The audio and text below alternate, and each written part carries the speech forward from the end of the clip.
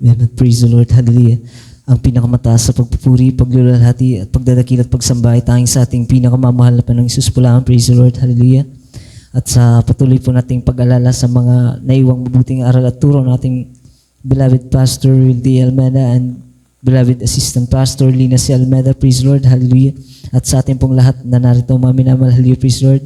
Pinapasalamatan ko rin po ang ating pinakamamahal na Panginoong Hesus. Hallelujah. Dahil andyan po, mga minamahal, na huling gawain sa taong ito, mga minamahal. Hallelujah. Pinapasalamatan ko po ang ating pinamamahal na Panginoong Hesus. Hallelujah. Sa lahat na pagpapala, hallelujah, pag-iingat, hallelujah, praise the Lord, pagpapagaling ng mga karamdaman, hallelujah, sa pagbibigay ng kalakasan sa bawat isa sa amin, mga minamahal, na andyan po na lahat po kaming pamilya, mga minamahal, ay ginagamit sa banalabasan ng ating pinakamamahal na Panginoong Hesus.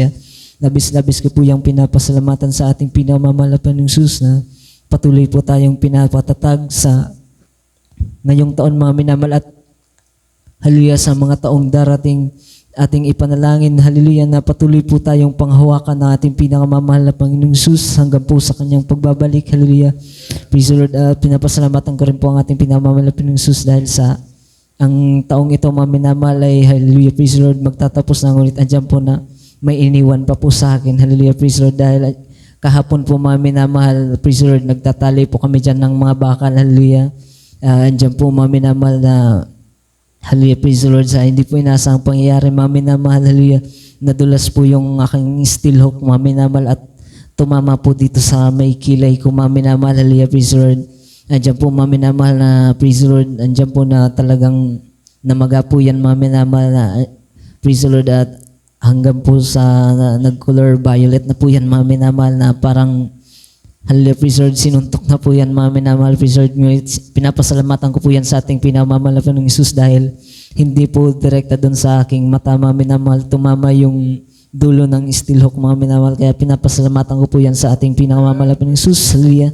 Yung pag-iingat na yan na ating pinamamahal na Panginoong Hesus, pinapasalamatan ko po ang ating pinamamahal na Panginoong Hesus sa lahat-lahat na, praise the Lord, hallelujah, ng bagay na pinagkakaloob ng ating pinakamamahal na Panginoong Hesus, hallelujah. Maalala ko po, mga minamahal, hallelujah, mahigit 1 taon na po, mga minamahal, hallelujah, praise the Lord, andyan po na, hallelujah, pinagaling din po ako ng ating pinakamamahal na Panginoong Hesus sa karamdaman po, mga minamahal, na andyan po na nangayayat po ako, mga minamahal, kaya pinapasalamatan ko po yan sa ating pinakamamahal na Panginoong Hesus, hallelujah, na hallelujah, gusto ko pong kalimutan ang bagay na yun, mga minamahal, ngunit andyan po na patuloy po nung pinapaalala ng ating pinakamamahal na Panginoong Hesus bilang isang patotoo sa aking buhay, hallelujah.